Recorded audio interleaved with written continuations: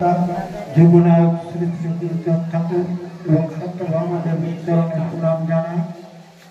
প্রণাম জানাই।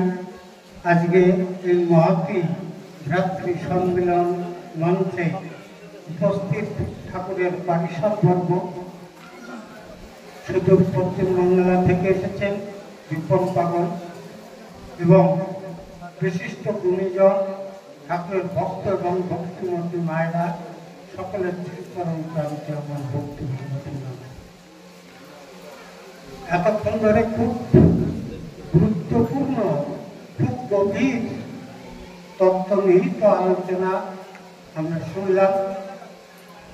আমাদের প্রদীপবাবু একটা জিজ্ঞাসা করেছেন, তার জিজ্ঞাসা খণ্ডিত, মানে কিছুটা কম রয়েছে, মনের ভিতর থেকে শুধু বার করে। জিজ্ঞাসা হচ্ছে মতটা চিন্তায় বলবেন, তারপরে যেটুকু ভিতরে থাকে গেছে সেটুকু হচ্ছে কি তা কি সবাই পালন করে, এটুকু কিন্তু ভিতরে থাকে না, ওটুকু আর বাদ করে। তাই বলতে গিয়ে আমাদের পাগল কিছুটা পটানো ইতিহাসের মধ্যে ঢুকে পড়েছিলেন, কিন্তু ইতিহাস উনি যুগের থেকে শোনেন তো, তাই সম্পূর্ণ ইতিহাসটা উনি জানেন না। তাই বলেছেন পটানো আশ্রমের প্রতিষ্ঠাতা বিজয়চন্দ্র পাড়ি না, বিজয়চন্দ্র পাড়ি আশ্রমের জন্য বহু অবদান তার, কিন্তু তিনি প্রতিষ্ঠাতা নন। প্রতিষ্ঠাতা যে কয়জন ছিল তার মধ্যে একজন বসে আছে এই বাসুদেব কীর্তনিয়া, শ্রীরামকান্তি বিশ্বাস, রমেশ বিশ্বাস, অধম। এর মধ্যে মুখ্য ছিল তিনি ছিলেন সুরেন্দ্রনাথ পাণ্ডে, যার প্রেরণায় আমরা এই আশ্রম প্রতিষ্ঠা করার উদ্যোগ পেয়েছিলাম। তাই আশ্রমের প্রতিষ্ঠাতা যদি কাউকে বলতে হয় তাহলে আচার্য সুরেন্দ্রনাথ পাণ্ডে। যাই হোক, এবার আসি প্রদীপের প্রশ্নের জায়গায়। লীলামৃতে গোসাই বলে গেছেন যে বিশ্বের সমস্ত গ্রন্থ যা মানুষকে মানুষ করার জন্য রচিত হয়েছে সেগুলিকে বলে ধর্মগ্রন্থ। সে মানুষকে মানুষ করার জন্য রচিত বিশ্বের সমস্ত গ্রন্থ যদি একটা পাল্লার দাড়িপাল্লার একদিকে দেওয়া হয় আর একদিকে যদি লীলামৃত, আমার মতে পুরো লীলামৃত দরকার না, খালি ঠাকুরের দ্বাদশ আজ্ঞা লিখে দেওয়া হয়, তাও ওজন করার ক্ষমতা নেই বিশ্বের কোথাও। কারণ বহুদিন আগের একটা কথা মনে পড়ে যায়, সেটুকু বলি যে বিজয়চন্দ্র পাড়ি মহাশয় একজন ব্রাহ্মণের ছেলে এবং কুলীন ব্রাহ্মণের ছেলে, তার রক্তের মধ্যে শাস্ত্র। তুমি যখন এই আশ্রমে এসে মতুয়াদের এই তামাশা দেখে একদিন আমাকে জিজ্ঞাসা করলেন যে সুভাষবাবু, এই যে করতেছেন আপনারা, আর হরিচাঁদকে ভগবান বলতেছেন যে কথাটা অনিমেষ বলে গেল যে হরিচাঁদ ঠাকুর তুমি তো অনেক গ্রন্থ পড়েছ, তা কোথাও কি দেখেছ যে সূত্রের পরে ভগবান আসবে? আমি বললাম আপনি একজন শিক্ষিত লোক, বিএ পাস গ্রাজুয়েট লোক, আপনার এই প্রশ্ন করার সাথে না। কারণ আপনি যখন সমস্ত গ্রন্থ পড়েছেন, আপনার রক্তের ভিতরে শাস্ত্র, তাহলে আপনার এটাও জানা উচিত ছিল যে ওই শাস্ত্রগুলো লিখেছে কারা। যারা লিখেছে তারা এই গোষ্ঠীকে লিখেছে যে এদের কোনোটাই অধিকার নেই, যে কথা কোথায় বলে গেল যে গ্রন্থ কোথাও লেখা আছে যে আমি আর অধিকার আছে ব্রাহ্মণ দেখে আমার মায়ের কাজ করা, কোথাও লেখা নেই। তো যারা অস্পৃশ্য বলে সমাজের থেকে বাদ দিয়েছে তাদের ঘরে ভগবান আসবে, এ লিখলে ওদের মান সম্মান থাকতো, সেটা আপনি একবার বিবেচনা করে দেখেছেন কি? তখন উনি ভাবতে চেষ্টা করেন। ওনাকে একটা দ্বাদশ আজ্ঞা দিয়েছিলাম, ওই আমাদের রঞ্জন চৌধুরী মহাশয় তিনি উঠে গেছেন, তিনি একটা দ্বাদশ আজ্ঞা উড়িয়া ভাষায় অনুবাদ করেছিলেন। তখন তিনি বাংলা পড়তে পারতেন না।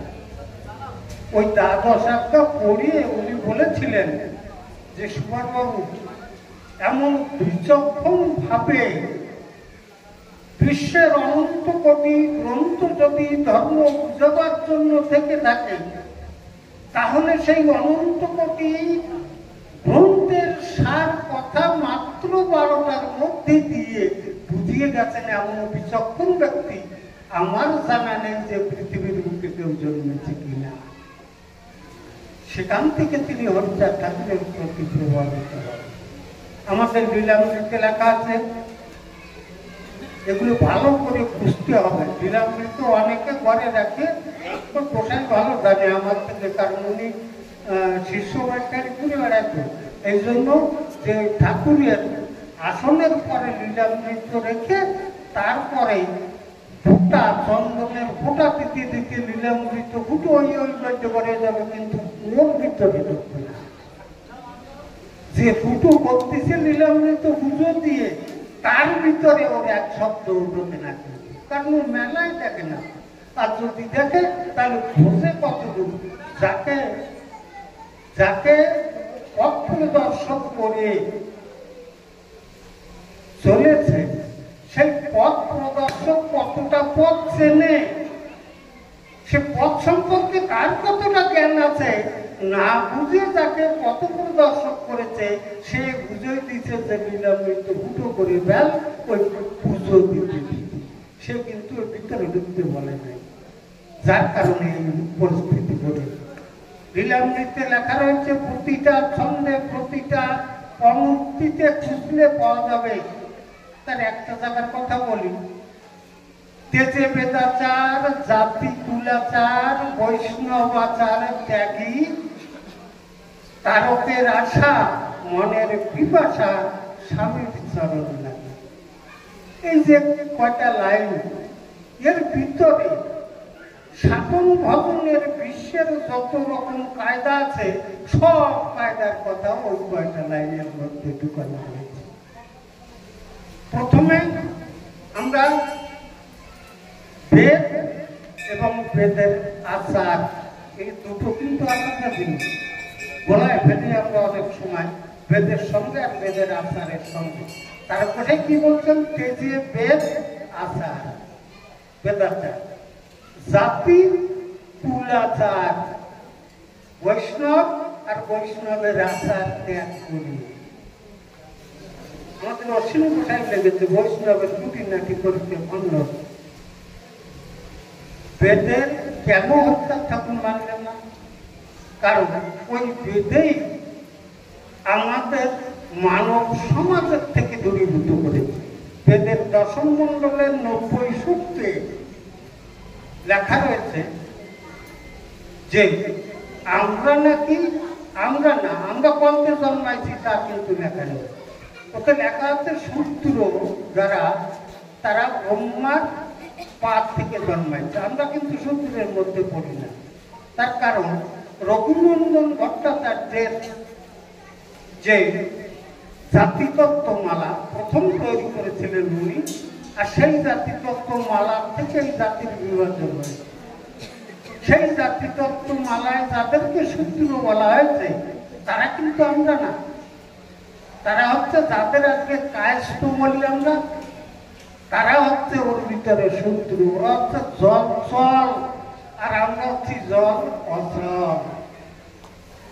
এই জন্য আমরা পঞ্চম বর্ণের, ওই 4 বর্ণের বাইরে আমাদেরকে বলা হয় পঞ্চম বর্ণের। তাহলে পঞ্চম বর্ণের যারা, গোসাই যে বললেন বইয়ের ভিতরে বিধান আছে, ঠাকুরা বলতে, কারণ ওই 4 বর্ণের বিধান আছে, বই ভিতরে পঞ্চম বর্ণের বিধান তো ওতে লেখা নেই। পঞ্চম বর্ণের কথা লিখে সেই লোকের জাত গুণমান সব জলাগুলো লিখে দিন। এই জন্যই লেখা নেই আমাদের কথা কোনো জায়গায়। তাহলে যেখানে আমাদের কথা নেই, যেখানে আমাদের সুবিধা মানে আমাদের জীবন গড়ার জন্য কোনো কিছু নেই, সে জিনিস দিয়ে আমাদের কি দরকার? এই জন্য হরিচাঁদ ঠাকুর বাদ দিয়ে দেন। তেজে বেদ আচার, বেদের আচার কি? এই আচার নিয়েই কিন্তু গন্ডগোল বাঁধতেছে। আজকে মতুয়ারা বেশ আচার মালা এবং ডঙ্কা কীর্তন করে, হরিনাম কীর্তন করে সমস্ত পাপ ঠাপ দেখা যাচ্ছে মতুয়ার মতো, কিন্তু আচার যাবে আচারের মতো। দেখবেন ওই যেখানে বেদের মধ্যে যা যা রয়েছে সেই আচার যেখানে যেখানে আছে, অন্য সম্প্রদায়ের লোক যাক আর না যাক, আমাকে দল আগে দেয়, এটুকু বোঝাই একটু আগে বলে গেছে। মাথায় বেরোনে ঠেকানোর কায়দা নেই। অথচ হরিচাঁদ ঠাকুর রীতিমতো বলে গেছে তেজে বেদাচার, জাতি কুলাচার।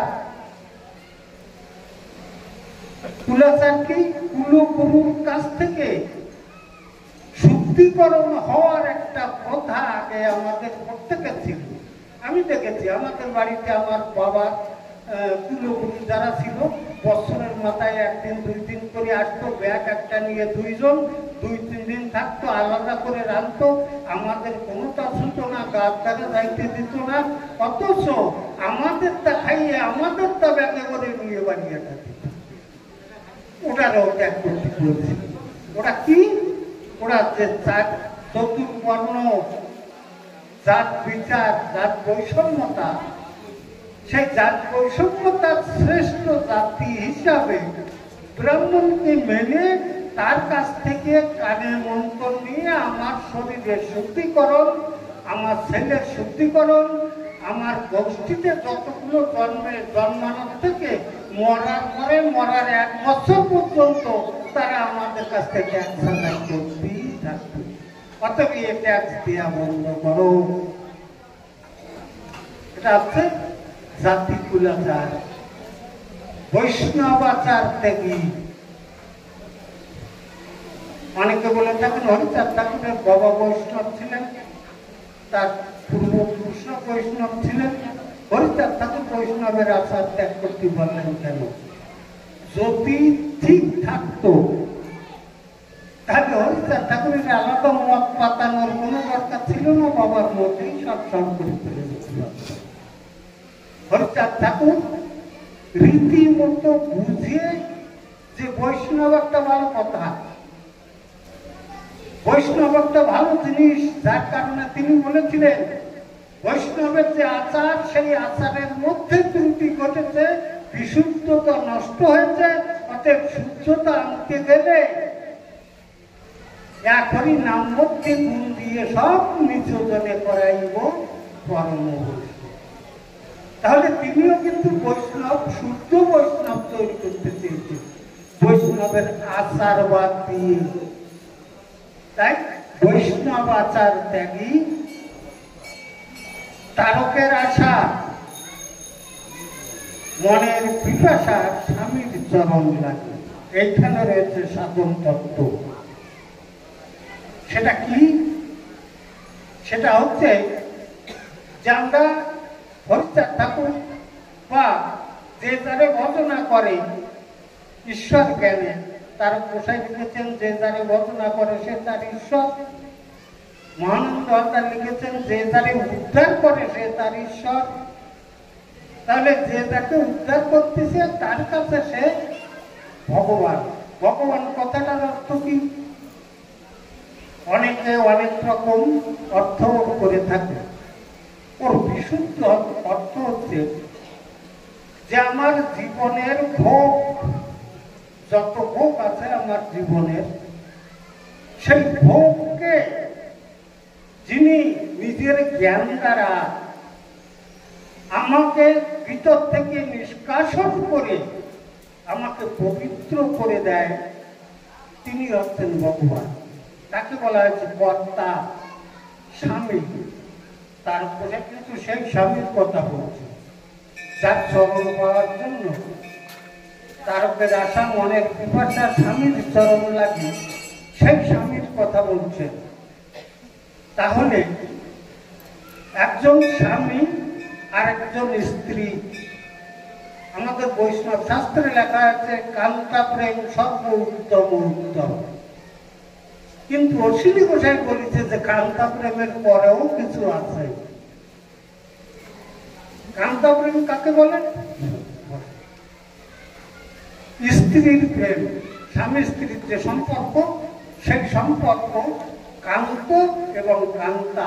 অশ্বিনী গোসাই লিখেছে না, তুমি কান্ত আমি কান্তা, তুমি কান্ত, এ যদি মন আগে জানতো থাকতো না বিকার। তাহলে তুমি যে আমার স্বামী, এটা যদি আমি আগে বুঝতাম, তাহলে স্ত্রীর যে স্বভাব, সেই স্বভাব নিয়ে আমি তোমার সেবা করতাম। স্ত্রীর স্বভাব কি? স্ত্রীর স্বভাব হচ্ছে বিশ্বে আমাদের বেদের আগে, বেদের বহু আগের থেকে আমাদের যে প্রচলিত ধর্ম, সেই ধর্মের ভিতরে আছে। দেখবেন ওই বামনরা যে সময় বিয়ে পড়াতে আসে, তার মন্ত্র জানিয়ে তারপরে যে কয় তোমাকে লোকাচার আছে সেগুলো করো। সেই লোকাচারের মধ্যে পড়ে ওই সপ্ত প্রদক্ষিণ, স্বামীকে নিয়ে 7 বার ঘোরা। এগুলো কিন্তু ওই বেদের ভিতরে নেই, এ ছিল মানবিকতার ভিতরে, যা হরিচাঁদ ঠাকুর উদ্ধার করেছেন। সে মানবিকতার যে প্রতিশ্রুতি, সেটা কি? যে আজ থেকে তোমাকে আমি বরণ করলাম, সূর্যকে কেন্দ্র করে যেমন পৃথিবী ঘোরে কক্ষচ্যুত হয় না, আজ থেকে আমি তোমাকে কেন্দ্র করে ঘুরবো, কখনো কক্ষচ্যুত হব না। এই জন্য সত্য প্রদর্শন করে। তদ্রূপ যদি হরিচাঁদ ঠাকুরকে আমি স্বামী মানি, তার থেকে যদি আমি কক্ষচ্যুত না হই, তাহলে বেদের আচারের মধ্যে যেই যাব সেই স্বামীর থেকে সরে যাব, কুলাচারের মধ্যে যেই যাব সেই আমার স্বামীর থেকে সরে যাব। যে স্ত্রী তার স্বামীর থেকে সরিয়ে পরপুরুষের প্রতি মোহ জন্মায়, তাকে কি বলে? বিচারিণী। যারা যারা এই গোসাইদের কাজে, তবু আমি একটু বলি, যারা যারা মতুয়া হয়েছ, যা হবে প্রত্যেকের কাছে অনুরোধ, মতুয়া হওয়ার আগে গোসাইয়ের কাছ থেকে ভালো করে জানিয়ে নেব যে আমার মতুয়া দর্শনটা কি, মতুয়া হলে আমাকে কি করতে হবে। গোসাই অবশ্যই বলবে যে একমাত্র হরিচাঁদ তোমার উপাস্য, আর কেউ নয়। একটা সংসারে যেমন সংসার করতে গিয়ে মানুষ স্বামী, শ্বশুর, দেওর, ভাসুর, শাশুড়ি, পরিবারের পরিজন যারা তাদের নিয়ে করে, সবাইকে ভালোবাসলে তবে ওই সংসার পরিপক্ক হয়ে থাকে।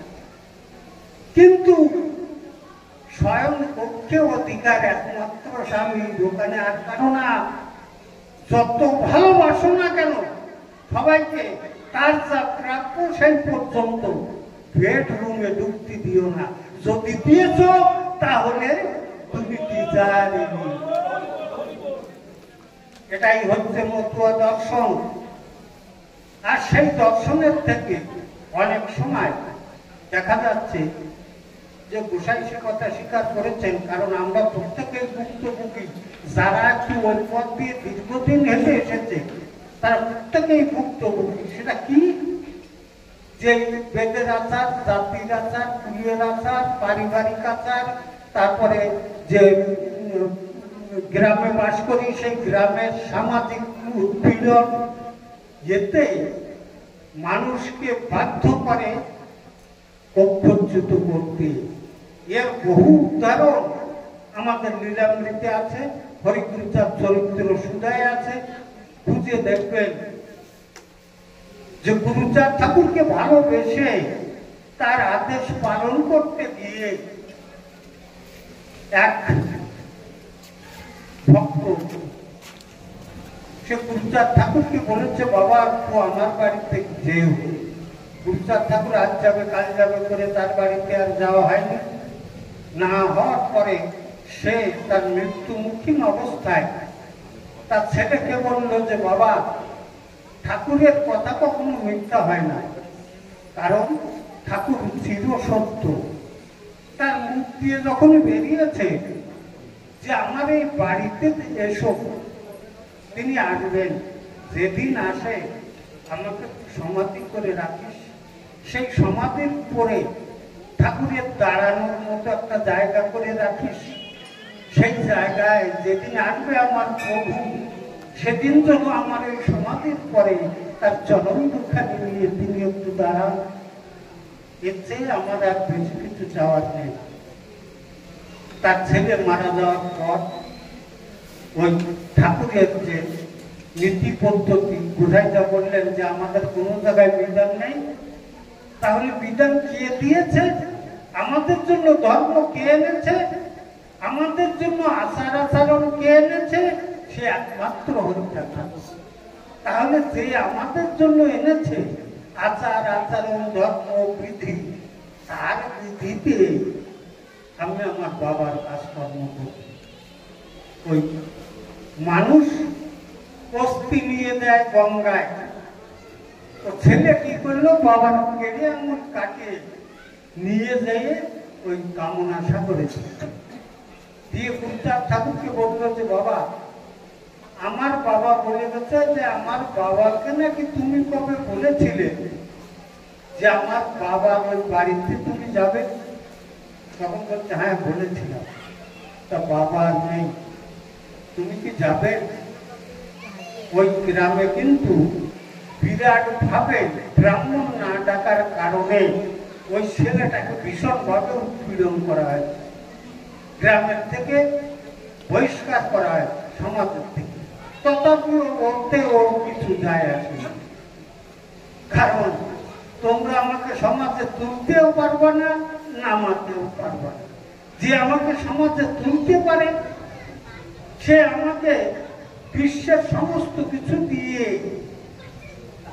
রাজনৈতিক, অর্থনৈতিক, সমাজনৈতিক, শিক্ষানৈতিক সমস্ত অধিকার থেকে বঞ্চিত। আমি সমস্ত অধিকার দিয়ে আমার সূত্র জুড়ে দিয়ে যিনি আমাকে মানুষ হওয়ার সুযোগ করে দিয়েছেন, তাকে ছাড়া বিশ্বে আর আমি কাউকে মানি।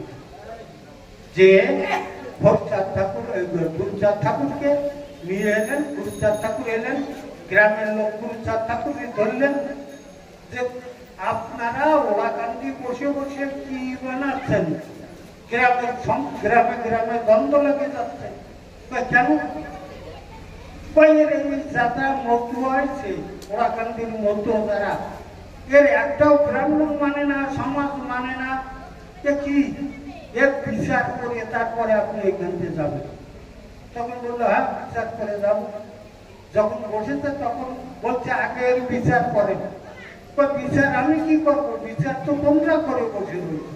ওই যে বলছো না, আমার বাবার নীতি যে দল পালে নিষ্ঠা সহকারে, তারা সমাজ মানে না, তারা ব্রাহ্মণ মানে না, তারা জাতি মানে না, এই তো তোমরা করছো। আমি আর কি বিচার করবো? এরা কোনোদিন মানবে না, কারণ এরা একটাই জাতি মানে। এ বিশ্বে আছে যত নগরাতি গ্রাম, সর্বত্র প্রচার হবে আমার বাবার নাম। আর এ বিশ্বে যত জাতি আছে এক জাতি বলে মান্য পাবে মোর কাছে। তাহলে জাতি একটাই থাকবে, সেটা মানুষ। এই মানুষের ভিতরে দুই প্রজাতি, একটা পুরুষ আর একটা নারী, এছাড়া আর কোনো জাতি থাকবে না। এই হচ্ছে গুরুচাঁদ ঠাকুরের ধর্ম। এখন পালন করার ব্যাপারে সেটা সম্পূর্ণ ব্যক্তিগত অধিকার। আজকে গোসাই এক বাড়িতে নাম দেবে, তার দায়িত্ব গুরুচাঁদ ঠাকুরের যে দর্শন, যে পথ, দর্শন মানে হচ্ছে দেখা, যা দেখা যায় তারে বলে দর্শন। আর যা দেখা যায় না, মরার পরে সেগুলিকে দেয়া হবে বলে নানান রকম মন্ত্র করে আমাকে ভক্তবাদীতে ডুবানো হয়। ওগুলোর নাম দর্শন না, ওগুলো হচ্ছে লোক ঠকানোর পদ্ধতি। সেই পদ্ধতির থেকে উদ্ধার করে তিনি দর্শন দিয়েছেন। গোসাই সেই দর্শন দিয়ে বুঝালো তার ভক্তকে। বুঝানোর পরে সে বুঝলো কি না বুঝলো, সে একমাত্র সেইটি জানে, গোসাইও কিন্তু জানে না যে ওর ওই মন্ত্র বুঝিছে কিনা। গোসাই চলে যাওয়ার পরে ও যথাপূর্বং তথা পরম অবস্থা চলে যায়। কারণ এর মধ্যে একটা কারণ থাকে, সে কারণটা হচ্ছে যে সঙ্গ গুণিয়ে একটা অমানুষও মানুষ হয়ে যায়, আর সঙ্গ দোষে একটা পবিত্র মানুষও অপবিত্র অমানুষ হয়ে যায়। আজকে যে সঙ্গ হচ্ছে না, রাত্রি সঙ্গ অর্থাৎ ঠাকুরের, সেই সঙ্গে যখন মানুষ আসে, সঙ্গের পবিত্রতার কথা তার শুনিয়ে শুনিয়ে ওই গোসাই, যে গোসাই নাম দিক না কেন, সে কিন্তু তার পাশ করবে না কোনোদিন। সে শুধু তাকে পথই দেখাবে, আর সেই পথ ত্যাগ করে সে অন্যদিকে যখন তার দৃষ্টি যাবে, তখন তাকে এই সঙ্গ নিতে হবে। যখন এই সঙ্গে আসবে, গোসাইয়ের ওই দেওয়া পথগুলি সে তার দৃষ্টিতে দেখতে পাবে, আর দেখে সেই পথ ধরেই সে চলবে। এটাই হচ্ছে দর্শন।